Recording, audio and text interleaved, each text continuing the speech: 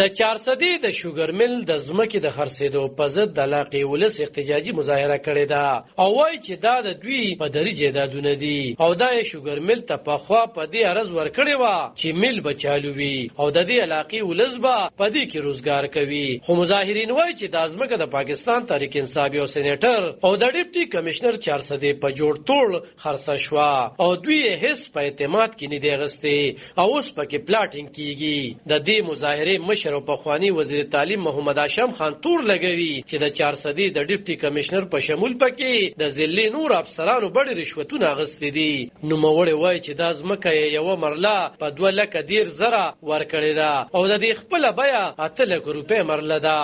زه یو خوا دفتر ته ځو بل خوا چونکې دوی په پی ټی آی کې دي حکومت هم دی وزارتونه هم دوی سره دي سینیټران هم دوی دي په بیروکریټ کې عثمان نوم هیر شو د دوی خورې دی هغه وخت کې سیمبیارو او هغه نه هم چې کاغذ غوښته هغه به نه راکړه که چاته به هم دلته وي تر دې پورې چې کله دا رجسټري شوه نو بیا د انډسټریز ډپارټمنټ والا پس انکوایري لراله چې وایي دا تاسو څنګه رجسټري وکړه دا خو د سرکار ځمکه ده دغه د انډسټریز ځمکه ده دا نشي کېدی هغه شپه هغه افسر بدل کړه هغه ځای نه چې دی ولې د انکوایري کوي 13 کروڑ روپۍ په ورځ کال دی کې تقسیم شوي دي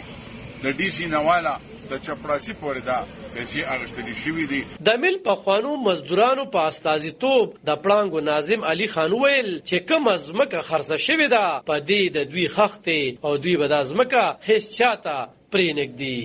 زمونږ مطالبه دا ده چې دلته کارخانې او میلونه جوړ کړي چې خلک په روزګار لومړی زمونږ دا مطالبه ده چې دلته زمونږ خپل جایدادونه هم دي خو مونږ هغې مطالبه نه کوو چې مونږ ته جایدادونه میلو شي مونږ ته دغه میلو شي مونږ وایو چې 400 ډېره کمزورې پاتې شوه نه دلته کارخانې شته نه دلته روزګار شته نه بل څه داسې هغه شته دا مخکې هم داسې وشو 400 دا پیپر میل کې اوس آینده په 400 دا شوګر میل کې به هم داسې وشي مونږ دا خبرې نه منو دغه مظاهرینو د څو ساعتونو لپاره سړک هم بند ساتلی وو او فیصله یې وکړه چې د روزانه حساب به په دغه ځای کې احتجاج کولی شي طالب خان شیرپو دلبر نیوز 400 د 400